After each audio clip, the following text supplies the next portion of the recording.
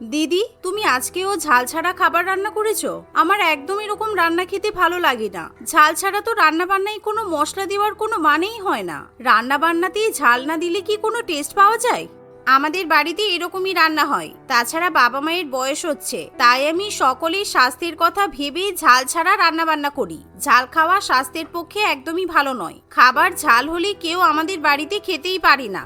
আচ্ছা, এবার যখন তুমি রান্না করবে তখন আমার জন্য আলাদা করে এক বাটি তরকারি তুলে রেখে তার মধ্যে একটু ঝাল গুঁড়ো কিংবা কাঁচা লঙ্কা বাটা মিশিয়ে দিও, তাহলেই হবে। আমি ঝাল খেতে ভীষণ ভালোবাসি, কিন্তু একটা রান্নাতেও ঝাল হয়নি বলে আমার একটুও খেতে ভালো লাগছে না। ইস, আমার বয়েই গেছে। তোমার যদি অতই ঝাল খেতে ইচ্ছা করে তাহলে তুমি নিজের মতো রান্না করে নাও। আমার খেয়ে দিয়ে অনেক কাজ আছে, সংসারের কাজকর্ম করা, রান্না বান্না করা, আবার তোমার জন্য 5-4 মাস খাটা, অনেক কিছু। বড় জায়ের মুখে এমন কথা শুনে দীপ্তির খুবই খারাপ লাগে। আসলে প্রত্যেক দিনই দীপ্তির বড় যা পিয়ালি একেবারেই ঝাল ছাড়া সাদা খাবার দাবার রান্না করে। সেই খাবার খেতে তার শ্বশুর বাড়ির অন্য কারোর অসুবিধা না হলেও দীপ্তির ভীষণই অসুবিধা হয়। তাই দীপ্তি ঠিক করে এবার সে নিজেই রান্না করবে। কিন্তু রান্নাঘরে গিয়ে সে একটা লঙ্কার গুঁড়ো কিংবা কাঁচা লঙ্কা দেখতেও পায় না, কারণ পিয়ালি ঝাল ছাড়া রান্না বান্না করতো বলে সে বাড়িতে কখনো লঙ্কা গুঁড়ো কিংবা কাঁচা লঙ্কা, শুকনো লঙ্কা কিছুই নিয়ে আসতো না। মা, শুনছেন? আমাকে কিছু টাকা দিন তো, আমি বাজার থেকে শুকনো লঙ্কার গুঁড়ো, কাশ্মীরি লঙ্কার গুঁড়ো, কাঁচা লঙ্কা কিনে আনবো। বাড়িতে তো লঙ্কার টিকিটুকুও দেখতে পাওয়া যাচ্ছে না। প্রত্যেকদিন এভাবে ঝাল ছাড়া রান্না বান্না খেতে আমার ভালো লাগছে না। বাহ, সে তো খুব ভালো কথা। আসলে বড় বৌমা তো নিজে ঝাল খায় না, মানে বড় বৌমা একদমই ঝাল মশলা খেতে পারে না। আর বড় বৌমাই যেহেতু রান্না বান্না করে তাই ও রান্নায় মোটেই ঝাল দিতে চায় না। আমরা বড় বৌমাকে অনেকবার ঝাল মশলা দিয়ে রান্না করার কথা বলেছি, কিন্তু বড় বৌমা আমাদের কোনো কথাই শোনে না। এই বলে পার্বতী দেবী বেশ কিছু টাকা দিয়ে দীপ্তিকে বাজারে পাঠায়। দীপ্তি মনে মনে খুবই খুশি হয়। সেদিন দীপ্তি বাজার থেকে অনেক রকমের লঙ্কা গুঁড়ো বাড়িতে নিয়ে আসে এবং মশলার কৌটোর মধ্যে ঢেলে রেখে দেয়। কিন্তু কিছুক্ষণ পর দীপ্তি যখন রান্নাঘরে যায় তখন পিয়ালি সেখানে আগে থেকেই রান্না বান্না করতে থাকে। দিদি, মা তো তোমাকে অনেকক্ষণ ধরে খুঁজছিল। তুমি না হয় মায়ের কাছে যাও, একটু গল্প করো। আমি এদিকে রান্নাটা সামলে নিচ্ছি। তুমি সারাদিন অনেক রান্না বান্না করো, তোমার নিশ্চয়ই খুব কষ্ট হয়, বলো? বাবা, এই এতদিন তো আমার কষ্টের কথা তুমি ভাবোনি, এখন আবার হঠাৎ করে রান্না বান্না করতে চাইছো? তোমার কোনো মতলব নেই তো? থাক, দরকার নেই, আমি একাই রান্না বান্না সামলে নেব। মা কি বলছে সেটা তুমি গিয়ে শোনো। এ বাবা, দিদি, তুমি তোমার ছোট বোনকে বিশ্বাস করো না? আমার আবার কি মতলব থাকবে বলো? আমি তো তোমার কথা ভেবেই বলছি। আমি তো রান্না করতে চাই না, আমি শুধু বললাম শুধু রান্নাটা একটু দেখবো। তুমি ততক্ষণ মায়ের কাছ থেকে ঘুরে এসো। এই কথা শুনে পিয়ালি তখনই তার শাশুড়ি মায়ের ঘরে চলে যায়। কিন্তু এদিকে দীপ্তি মশলার কৌটো খুলে লঙ্কা গুঁড়ো খাবারের মধ্যে ঢালতে থাকে, কিন্তু দুর্ভাগ্যবশত হাত ফসকে প্রয়োজনের তুলনায় অনেক বেশি লঙ্কা গুঁড়ো পড়ে যায়। এই মরেছে, হাত ফসকে দেখছি গুঁড়ো লঙ্কা পড়ে গেল। অবশ্য আমি বেশি লঙ্কার গুঁড়ো ঢালিনি, যা লঙ্কার গুঁড়ো তরকারিতে পড়েছে এতে মনে হয় খুব বেশি ঝাল হবে না। যাই হোক, দিদি এসে পড়ার আগেই আমাকে কেটে পড়তে হবে। এই মনে করে দীপ্তি সেখান থেকে কেটে পড়ে। কিন্তু দুপুরবেলা খাবার খাওয়ার সময় পিয়ালি যেই না একটু খাবার মুখে দেয় তখনই সে কাটা ছাগলের মতো দাপাতে থাকে। আমার মুখ জ্বলে গেল। কে কোথায় আছো? ওয়াক, থু থু। কি হলো বড় বৌমা, তুমি এরকম করছো কেন? কি হয়েছে? নীল, এই নীল, দেখ তো বৌমা এরকম করছে কেন? পিয়ালির অবস্থা দেখে বাড়ির সবাই ব্যস্ত হয়ে পড়ে। দীপ্তিও কিছু বুঝে উঠতে পারে না। নীল কোনো রকমে পিয়ালিকে ঠান্ডা জল খাইয়ে শান্ত করে। পিয়ালি একটু সুস্থ বোধ করার পর বলে, রান্নাতে ঝাল হলো কি করে? আমি তো সবসময় ঝাল ছাড়াই খাবার রান্না করি। বাড়িতে আমি কোনো রকম লঙ্কা পর্যন্ত নিয়ে আসি না। আমি খুব ভালো করেই বুঝতে পারছি দীপ্তি, তুমি ইচ্ছা করে এই কাজটা করেছো, তাই না? আমি তোমাকে কতবার খাবারে ঝাল দিতে বারণ করেছি। তোমার জন্য আজকে আমার এত বড় সর্বনাশ হতে যাচ্ছিল। কিন্তু বৌদি, খাবারেতে এতটাও ঝাল হয়নি। তুমি এমন ভাবে রিয়াক্ট করছো যেন জলো চিপস খেয়ে ফেলেছো। আর দীপ্তি যদি রান্না বান্না একটু ঝাল দিয়েই থাকে, এমন কি বা ভুল করে ফেলেছে? এমনিতেও ঝাল ছাড়া রান্না বান্না কি খেতে ভালো লাগে নাকি? ও তাই নাকি? দুদিন হলো না বউ বাড়িতে এসেছে, অমনি তুমি আমার বিরুদ্ধে কথা বলা শুরু করে দিয়েছো। এতদিন তো আমার রান্না বান্না 4 বেলা করে গিলতে, তখন মনে হয়নি যে ঝাল ছাড়া রান্না খেতে ভালো লাগছে না? তোরা সবাই এমন ছেলে মানুষের মতো ঝামেলা শুরু করেছিস কেন? বড় বৌমা, খাবারে এমন কিছু ঝাল হয়নি যাতে তোমার মুখ পুড়ে যাবে। তোমার হয়তো অন্য কোনো সমস্যা আছে, কিংবা ছোট বৌমার সঙ্গে শত্রুতা আছে, তাই তুমি ওর উপর দোষারোপ করছো। বড় খোকা, তুই বরং একবার বৌমাকে কোনো ডেন্টিস্টের কাছে নিয়ে যা, দেখ ওর মুখের মধ্যে কোনো সমস্যা আছে কিনা। হ্যাঁ তাই তো, খাবারে সত্যি এমন কিছু তো ঝাল হয়নি পিয়ালি। আমার মনে হয় তোমার এই সমস্যাটার একবার ডাক্তার দেখে নিয়ে দরকার। কোনো সাধারণ মানুষ একদমই বিনা ঝালের তরকারি কিভাবে খেতে পারে? একদম ঝাল না দিলে মশলাগুলোর তো স্বাদ ফুটে ওঠে না। আমি বরং আজকে একটা ডেন্টিস্টের অ্যাপয়েন্টমেন্ট নিয়ে নিচ্ছি। না না, ডাক্তারের কাছে গেলে তো আমি ধরা পড়ে যাব, সবাই আমার সিক্রেট জেনে যাবে। কিছুতেই আমি ডাক্তারের কাছে যাব না। সব হয়েছে এই দীপ্তিটার জন্য। আমি শ্বশুর বাড়িতে সবাইকে ভালো মতো ব্রেন ওয়াশ করে রেখে দিয়েছিলাম, কিন্তু দীপ্তি আসার পরেই সবকটা ঝাল খাওয়া নিয়ে আওয়াজ তুলছে। পিয়ালি মনে মনে এমনই ভাবতে থাকে। না না, কোনো ডাক্তারের কাছে যাওয়ার দরকার নেই। আমি নিজের শরীর ভালো রাখার জন্যই ঝাল কম খাই। তুমি জানো, ঝাল মশলা একসাথে খেলে পেটে আলসার পর্যন্ত হতে পারে। এই বলে পিয়ালি সেখান থেকে চলে যায়। বাড়িতে সবাই পিয়ালির এরকম ব্যবহারে ভীষণই আশ্চর্য হয়, কারণ কেউই পিয়ালিকে আগে কখনো এরকম ঝাল খেয়ে তাণ্ডব করতে দেখেনি। পিয়ালি শ্বশুর বাড়িতে আসার পর প্রথম দিন থেকেই বাড়িতে ঝালের প্রবেশ একেবারে বন্ধ করে দেয়। দিদি এমন কাণ্ড করলো যে দুপুরে ভালো করে খেতেই পারলাম না। এতদিন ঝাল না খেয়ে আমার একটুও ভালো লাগছে না। এক কাজ করি, আমি বরং অনলাইন থেকে বেশ ঝাল ঝাল খাবার দাবার অর্ডার করে খেয়ে নিই। এই মনে করে দীপ্তি অনলাইন থেকে ঝাল ঝাল চিকেন কষা, মাটন পাকোড়া, লাচ্ছা পরোটা ইত্যাদি অর্ডার করে। সেই খাবারগুলো দেখে দীপ্তি শ্বশুরবাড়ির লোকেদেরও খুব খেতে ইচ্ছা করে। তাই দীপ্তি এবং বাকিরা বসে বসে মজা করে সেই খাবার খায়। কিন্তু যা দেখে পিয়ালি প্রচন্ড পরিমাণে রেগে যায়। তাই পিয়ালি ঠিক করে আজকে রাত্রিবেলা সে কোনো খাবার রান্না করবে না। কিন্তু পিয়ালি শ্বশুরবাড়ির তাতে কিছুই যায় আসে না, কারণ তারা আগে অনেক খাবার খেয়ে নেয়। কতদিন বাদে এরকম ঝাল ঝাল সুন্দর রান্না বান্না খেলাম। সত্যিই তো, ঝাল ছাড়া কি রান্নায় কোনো টেস্ট পাওয়া যায়? ছোট বৌমা, তুমি একটা কাজ করো, এরপর থেকে বাড়িতে তুমিই আমাদের জন্য রান্না বান্না করো। ওই বড় বৌমার রান্নায় একটুও টেস্ট থাকে না, একদম খেতে ভালো লাগে না। দীপ্তি পরের দিন থেকে রান্না বান্না করতে শুরু করে দেয়, কিন্তু সে রান্নাতে একেবারে পরিমাণ মতোই ঝাল ব্যবহার করে। কিন্তু এতে আরেক বিপত্তি হয়, পিয়ালি কিছুতেই সেই ঝাল দেওয়া রান্না খেতে চায় না। দীপ্তি, তুমি রান্নায় ঝাল দেওয়ার আগে আমার জন্য এক বাটি তুলে রেখে দাও। আমি ঝাল দেওয়া রান্না একদমই খেতে পারবো না। আগের দিন তুমি ইচ্ছা করে খাবারে ঝাল মিশিয়ে দিয়েছিলে, যার জন্য আমার গাল দুটো একেবারে পুড়ে গেছে। তাই নাকি? তাহলে তুমি একটা কাজ করো, নিজের জন্য ঝাল ছাড়া রান্না বান্না করে নাও, কারণ আমি রান্নাতে আগেই গুঁড়ো লঙ্কা কিংবা কাঁচা লঙ্কা ব্যবহার করি। তাছাড়া আমার মশলার মধ্যেও লঙ্কা বাটা থাকে, তাই আলাদা করে আমার পক্ষে তোমার জন্য ঝাল ছাড়া রান্না বান্না করা সম্ভব নয়। এই বলে দীপ্তি নিজের মতো রান্নাবান্না করতে থাকে, কিন্তু পিয়ালি দীপ্তির উপর ভীষণ রেগে যায়। তবে সে মুখে কিছুই বলতে পারে না। আজকে যদি আমার এরকম একটা সমস্যা না থাকতো তাহলে কিছুই হতো না, আমিও আর 5টা মানুষের মতো ঝাল খাবার খেতে পারতাম। কি যে করি, আমার এই প্রবলেমের কথা আমি তো কাউকে বলতেও পারবো না। এমনই ভাবতে ভাবতে পিয়ালি নিজের ঘরে চলে যায়। ঘরে গিয়ে সে তার পানের বাটা থেকে একটা পান বার করে, তাতে চুন এবং জর্দা মিশিয়ে চিবাতে শুরু করে। ঠিক এমন সময় সেখানে দীপ্তি চলে আসে। এ কি দিদি, তুমি লাল লাল এগুলো কি চিবাচ্ছ? লজেন্স নাকি? আমারও লজেন্স খেতে খুব ভালো লাগে, আমাকে কয়েকটা লজেন্স দাও তো। শ্বশুর বাড়িতে আসার পর কে কি বলবে সেই ভয়ে একটাও লজেন্স খাওয়া হয়নি। আমার কাছে কোনো লজেন্স নেই, যাও তো এখান থেকে, যাও যাও, সরো। আরে ওই তো তোমার হাতে লজেন্স, একটা লজেন্স দিলে কি এমন হয়ে যাবে?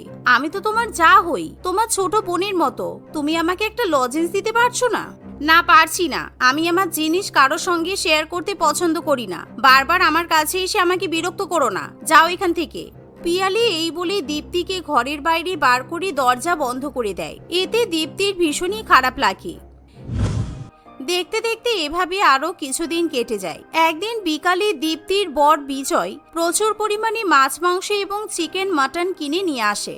কালকেই তো পয়লা বৈশাখ, বাজারে চিকেন মাছ কিছু পাওয়া যাবে না, তাই ভাবলাম আজকে সন্ধ্যাবেলাতে আমি অনেক বাজার করে এনে রেখে দিই। দীপ্তি, তুমি একটা কাজ করো, কালকে জমিয়ে রান্না বান্না করো, অনেকদিন বাড়িতে ভালো মন্দ খাওয়া হয়নি।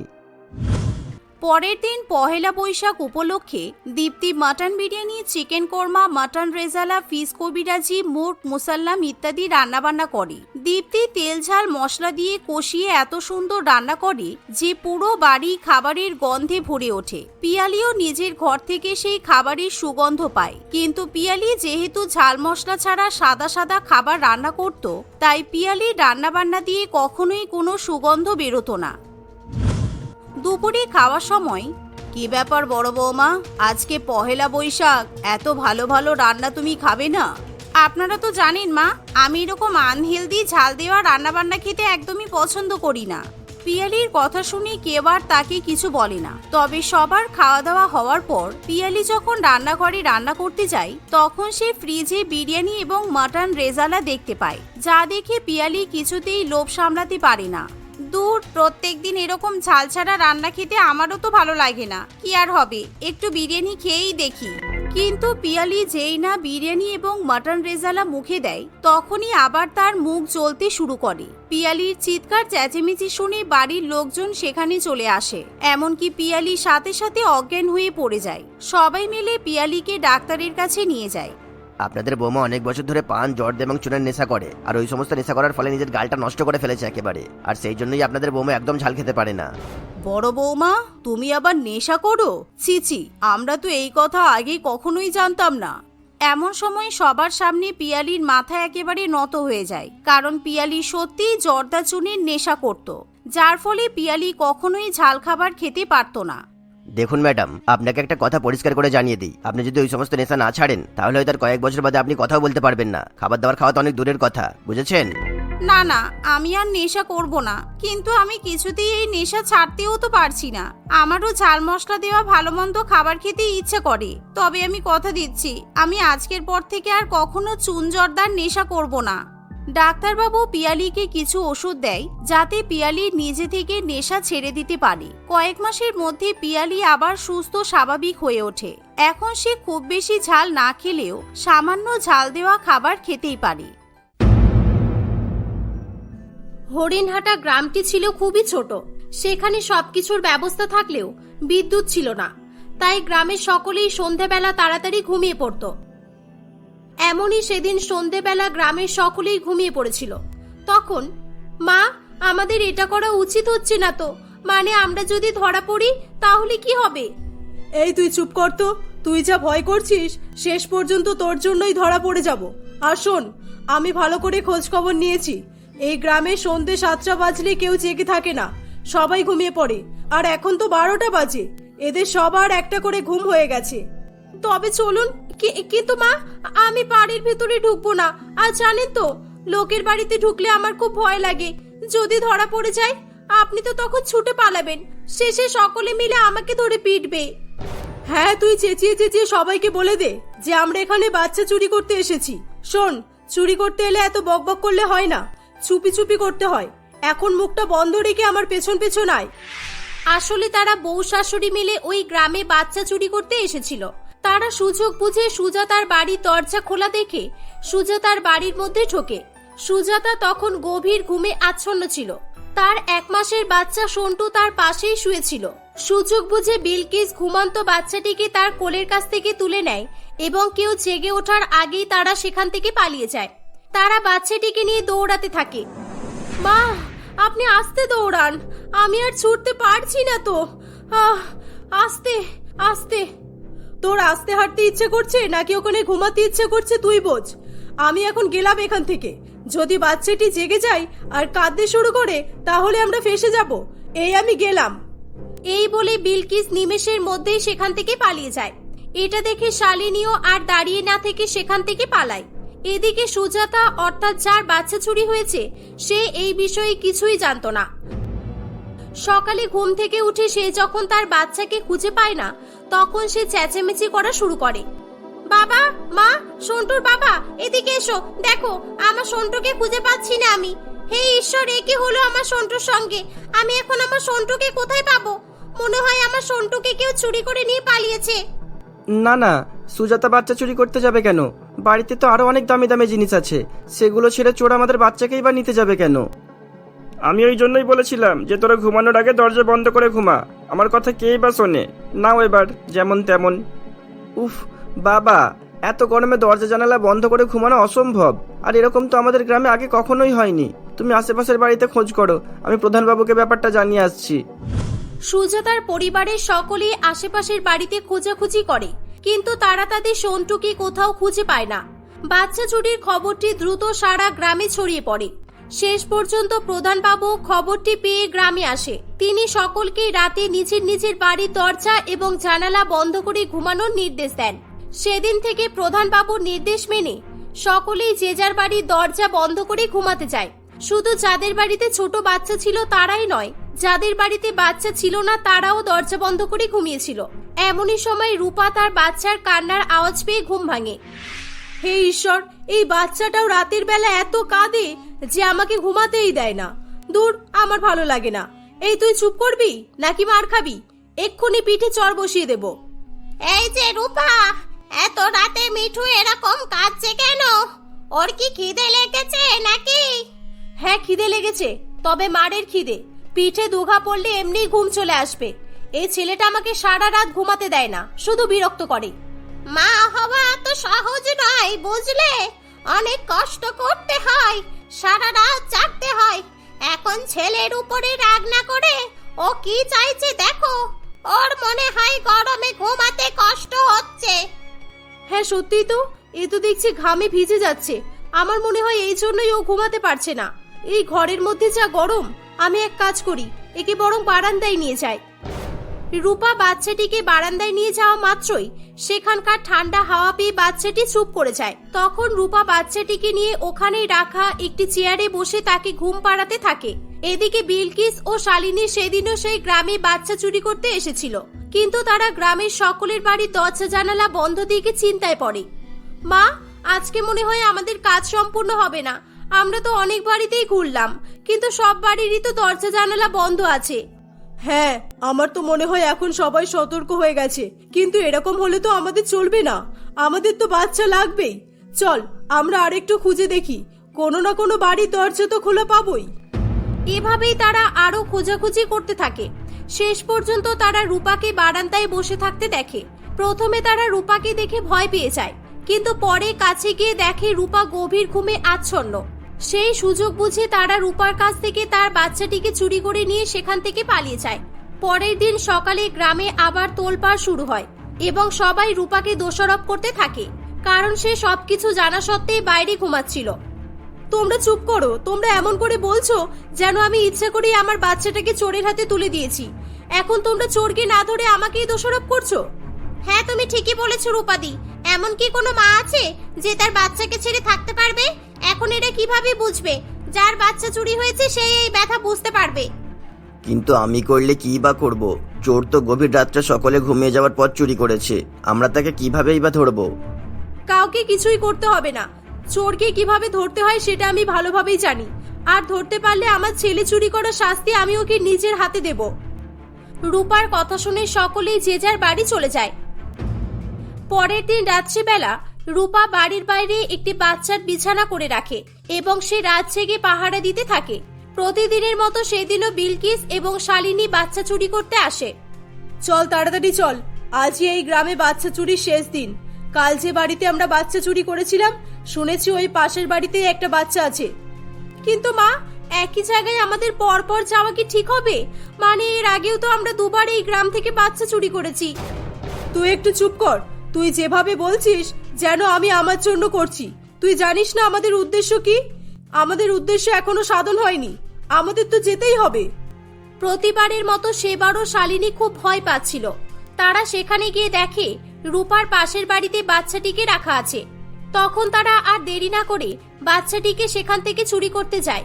তখন হঠাৎই রূপা সেখানে চলে আসে এবং তাদের দুজনকে বাচ্চা চুরি করতে দেখে ফেলে। ও, তাহলে তোমরা এতদিন আমাদের বাড়ির সবার বাচ্চা চুরি করছিলে? কেন করছিলে বলো? কেন? তোমরা মেয়ে হয়ে একটা বাচ্চাকে কিভাবে তার মায়ের কাছ থেকে আলাদা করো? বলো কেন? কি উদ্দেশ্য তোমাদের? এই, ওদেরকে বেশি কিছু বলে লাভ নেই। আসলে ওরা টাকার জন্য এরকম করে। নিজেরা তো বাচ্চা জন্ম দেয়নি, তাই বাচ্চার মায়াও এরা বোঝে না। এদেরকে মারো, মারো এদেরকে। এই বলে তারা যখন বিলকিস ও শালিনীকে মারার জন্য প্রস্তুত হয়, বিলকিস তখন বলে ওঠে, হ্যাঁ আমাদেরকে মারবেন, প্রয়োজনে মেরে ফেলবেন, কিন্তু মারার আগে আমাদের কথাটা শুনুন। এভাবেই বিলকিস তাদের সঙ্গে ঘটে যাওয়া আগের ঘটনা বলতে থাকে। কয়েক মাস আগের ঘটনা। বিলকিস তার ছেলে নবকুমার এবং বৌমা শালিনীকে নিয়ে বাস করত। শালিনী 9 মাসের গর্ভবতী ছিল, আর সেদিন রাত্রে তার খুব প্রসব যন্ত্রণা শুরু হয়েছিল। বাড়িতে নবকুমার না থাকায় বিলকিস তাকে হসপিটালে অ্যাডমিট করে এবং সে খুব সুন্দর ফুটফুটে একটি বাচ্চার জন্ম দেয়। দেখি বাচ্চাকে দিন, আমরা এখন একে শিশু ওয়ার্ডে রাখবো। দেখি বার্থ টিকিটটা লাগিয়ে দিই। কেন ডাক্তারবাবু, আমার বাচ্চা আমার কাছেই থাক না, আমি ওকে একটু আদর করি। আদর করার জন্য সারা জীবন পাবেন, তখন যতটা পারবেন আদর করবেন। ওকে, এখন আমাদের কাজ আমাদেরকে করতে দিন। এরপর ডাক্তারবাবু আমাদের নন্দুকে তাদের সঙ্গে নিয়ে চলে যায়, আর কিছুক্ষণ পর এসে জানায় হসপিটাল থেকে সমস্ত বাচ্চা চুরি হয়ে গেছে। শালিনী এই দুঃখ সহ্য করতে না পেরে পাগল হয়ে যায়। সেদিনের পর থেকে শালিনী প্রতিদিনই অন্য কারোর বাচ্চা দেখলে নিজের বাচ্চা ভেবে টানাটানি করে, আর এটা সহ্য করতে না পেরে সবাই ওকে পাগল ভেবে মারধর করত। তাই আমি এই উপায়টা বের করেছি।